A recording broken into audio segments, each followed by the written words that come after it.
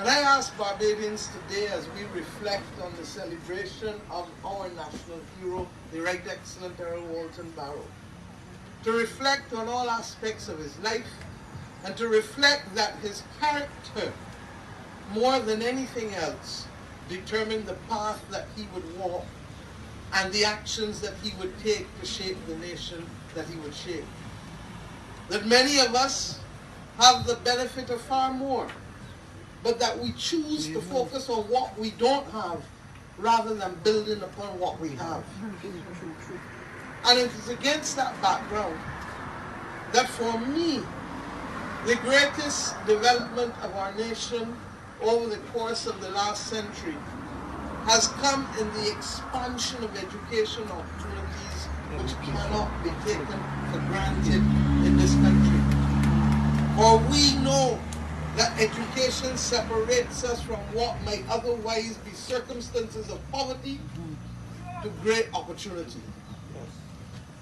And we have been blessed that on this 166 square miles, the values and the message has been more or less universal across generations and across leaders. It is against this background, Peter, I say to you that I know it is easy to build monuments to heroes. And that is one way of expressing our gratitude. But I believe in living our heroes. I believe in doing credit not just to our nation, but to them that are living. And I want to share a story as to why I have reached this position, because it is not out of anything other than deep, sober reflection. I have every confidence that this site will become a museum one day. Amen. Yes, and I have every confidence that the people of Barbados, including the government which I lead, will play its part. But when I was a young child, around the age of 15 or so, I had an uncle who was the chief executive officer of the National Cultural Foundation. And I remember being in his office one evening after school, and some youngsters from Centennial calling him and asking if they could have some stage sections and a tent for a function they were going to be doing in Centennial. And he said no. And I was taken aback, because I knew what was outside in the yard.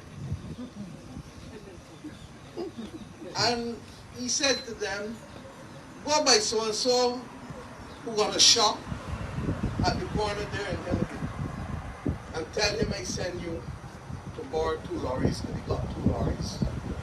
And there's a man down the road who got some tarpaulin. Tell him Mr. Mottley sent him for the tarpaulin. And he went on with 1 or 2 other things. And when he came off the phone, I asked him, but wait. He said, I could easily have given it to them, yes. But I wanted them to understand what it takes, first and foremost, to put on this production.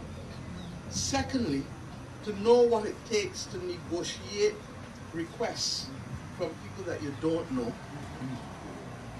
and to be able to negotiate that may not always lead to an immediate yes. And then to understand the responsibility of taking care of somebody else's property. And then to understand that they have now a friend in a different generation from the generation to which they belong. And it was a life lesson for me, that sometimes the easiest answer and the easiest road is not the best answer or the best road.